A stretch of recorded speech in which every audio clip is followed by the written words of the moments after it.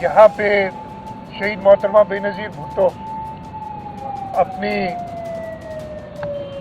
जलावतनी ख़त्म करके उन्होंने 18 अक्टूबर की डेट थी कि मैं पाकिस्तान आऊँगी, और वो 18 अक्टूबर की तारीख यहाँ पे काफ़ी लोग जो हैं उनको याद होगी।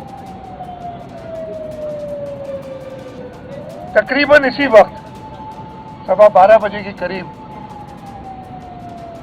उन्होंने अपना सफ़र शुरू किया। उनका जहाज़ लैंड हुआ, एयरपोर्ट से उन्होंने अपना सफ़र शुरू किया।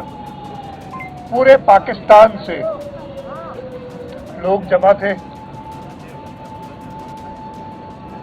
लाखों की तादाद में लोग उन्हें खुशामदीद करने आए थे, इसलिए कि उन सबको यही उम्मीद थी कि पाकिस्तान का मुस्तकबिल शहीद मोहतरमा बेनज़ीर भुट्टो के हाथ में है। और नारा यही था, रोटी कपड़ा और मकान का नारा तो शहीद ज़ुल्फ़िकार अली भुट्टो का था ही, उसके साथ साथ नारा था उस दिन के बेनज़ीर आएगी, रोज़गार लाएगी। लोगों के चेहरे खुश थे।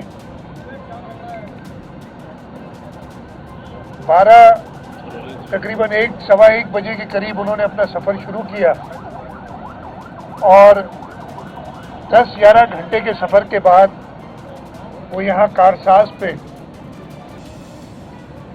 उनका काफिला पहुँचा।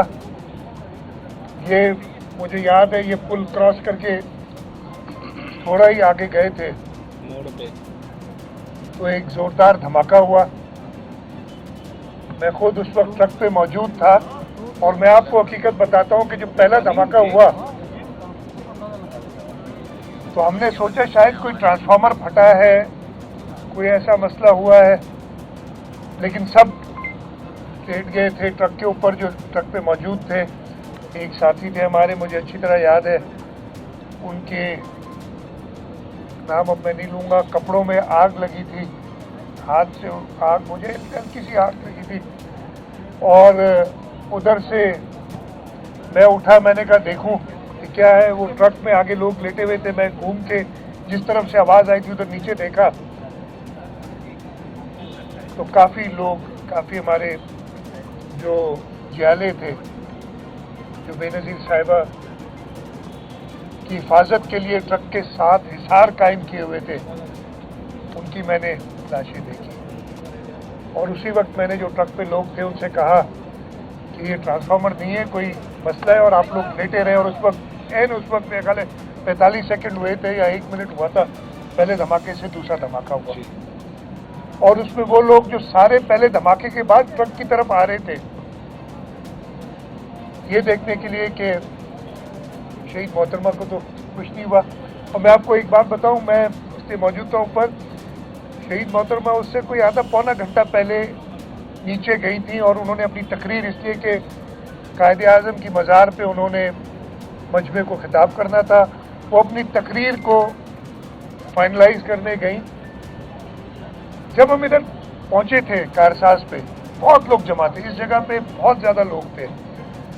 तो हमने मैसेज भिजवाया नीचे मोहतरमा को कि यहाँ काफ़ी लोग हैं और आप अगर ऊपर आ जाएं। और मेरा ख्याल है चंद मिनटों में वो ऊपर आने, हम जगह बना रहे थे कि मोहतरमा आएंगी, जगह बनाने के लिए तैयार थे, बना रहे थे।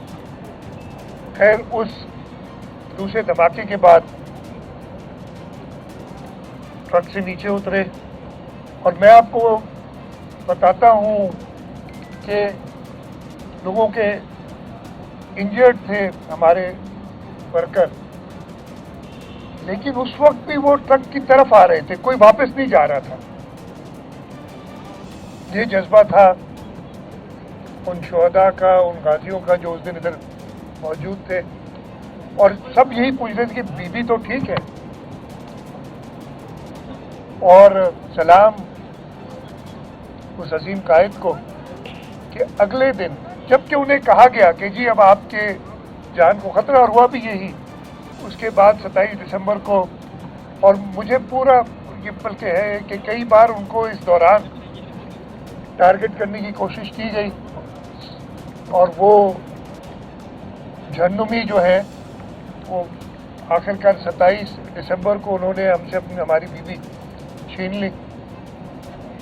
लेकिन उस दिन के बाद अगले दिन शहीद मोहतरमा बेनज़ीर भुट्टो ने इसके बावजूद को उनको हर एक कह रहा था कि आप बाहर ना निकलें, आपकी जान को खतरा है, ये नहीं आपको बख्शेंगे, ये छोड़ेंगे नहीं।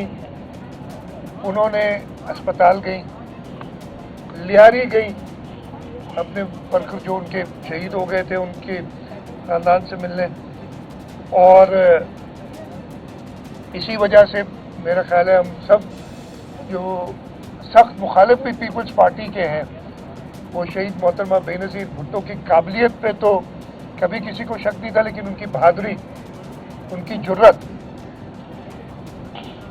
के लिए भी ये बड़े सूख से कह सकता हूँ कि ऐसा लीडर पैदा नहीं हुआ और शायद पैदा ना हो। आज 17 साल हो गए इस बात को, जब शहीद मोहतरमा बेनज़ीर भुट्टो पे ये पहला हमला हुआ था पाकिस्तान में आने के बाद। और आज के दिन हम हमेशा अपने शुहदा को याद करने के लिए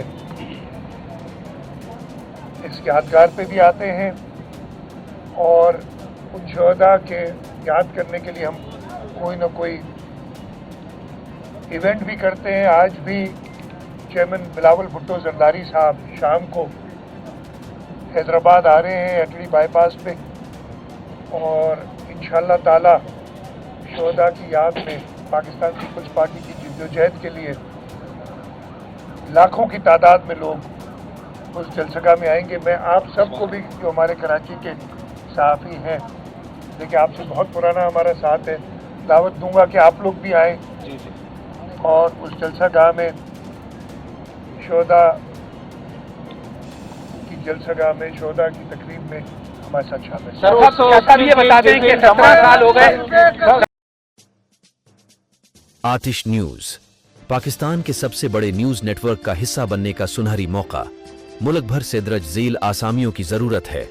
bureau chief, deputy bureau chief, video editor, city reporter, tehsil reporter, district reporter, crime reporter, press reporter, नुमाइंदा, नामहनगार।